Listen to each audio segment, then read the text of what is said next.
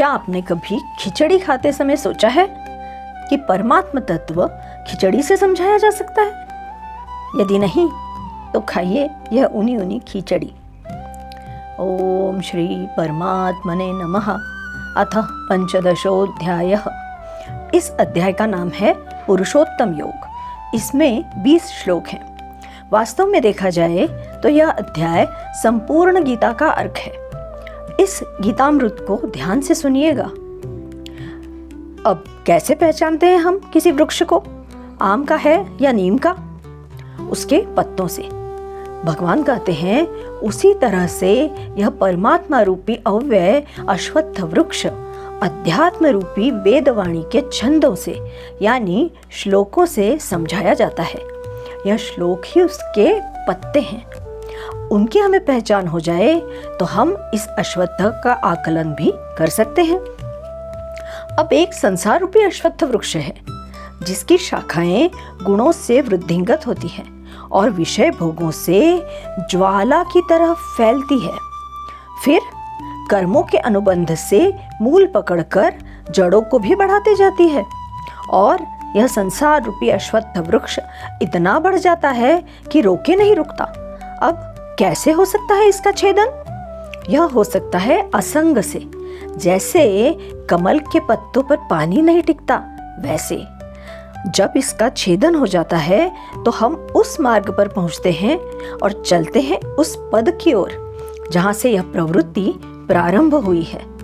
देखिए, बड़े बड़े बुजुर्ग भी अपनी स्कूल कॉलेज की यादों में रमना चाहते हैं। हर कोई अपनी जड़ों की ओर लौटना चाहता है। अब भगवान कहते हैं जो विशेष रीति से मुक्त हो गया है, यहाँ विर्मुक्ता शब्द है। उसने अहंकार अज्ञान को नष्ट कर दिया है, नित्य अध्यात्म में स्थित है। वह इच्छाओं से विशेष रीति से निवृत्त है। विनिवृत्त कामः शब्द है। वह समष्टि यानी सारी मानव जाति, पेड़ पौधे, प्राणी सृष्टि सबके लिए निस्वार्थ भाव से कर्म करता है, या यूं कहें कि उसके कर्म होते हैं, वह उनके बंधन में नहीं पड़ता। वही मेरे परम धाम को प्राप्त करता है। तो चले प्रवेश की परीक्षा देने की तैयारी करें। कैसे? भगवान के बताए गुण शनह शनह अपने में लाने का प्रयास करें। फिर जीवात्मा के शरीर छोड़ने और धारण करने का विषय है। गंध जैसे वायु के साथ जाता है, वैसे ही हमारी प्रकृति, मन और इंद्रियों का संघात गंध की तरह जीवात्मा के साथ जाता है। अब जीवात्मा के साथ सुगंध जाएगी या दुर्गंध, यह हमारे द्वारा किए गए कर्म तय करेंगे। फिर जीवात्मा पुनः विषयों का सेवन करता है, अपना संसार बनाता है और आवागमन में लगा रहता है। भगवान कह रहे हैं वेदों का क्या प्रयोजन है? उत्तर भी दे रहे हैं कि वेदों का प्रयोजन मुझे ही प्राप्त करना है, जो मैं सारे प्राणियों के हृदय में बाहर और भीतर अंतरतम तक व्याप्त हूँ। वेदांत का कर्ता और वेदों को जानने वाला भी मैं ही हूँ।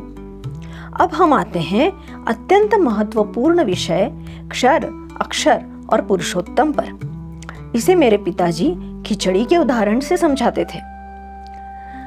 हम और आप अगर यह ऊनी ऊनी खिचड़ी खा लें तो जीवन प्रसन्नता से भर जाएगा। भगवान कहते हैं इस लोक में 2 ही पुरुष हैं, क्षर यानी नाशवान और अक्षर यानी अविनाशी, और उत्तम पुरुष अन्य है जिसे परमात्मा कहा जाता है। देखिए, भगवान के मुख पद्म से निकले हुए सत्य वचन हैं, तो यह अन्य पुरुष अनन्य कैसे है? समझते हैं खिचड़ी से। उदाहरण के लिए क्षर पुरुष है चावल और अक्षर पुरुष है दाल।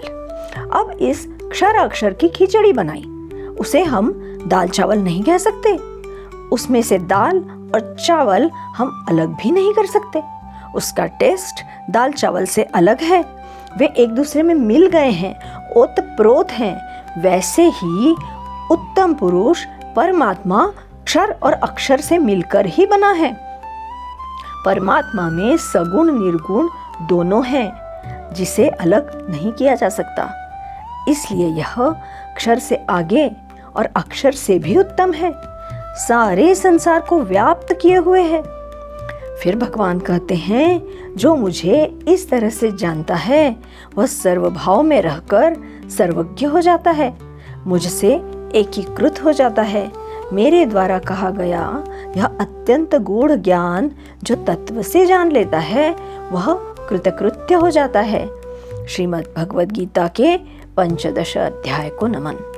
ओम श्री परमात्मने नमः।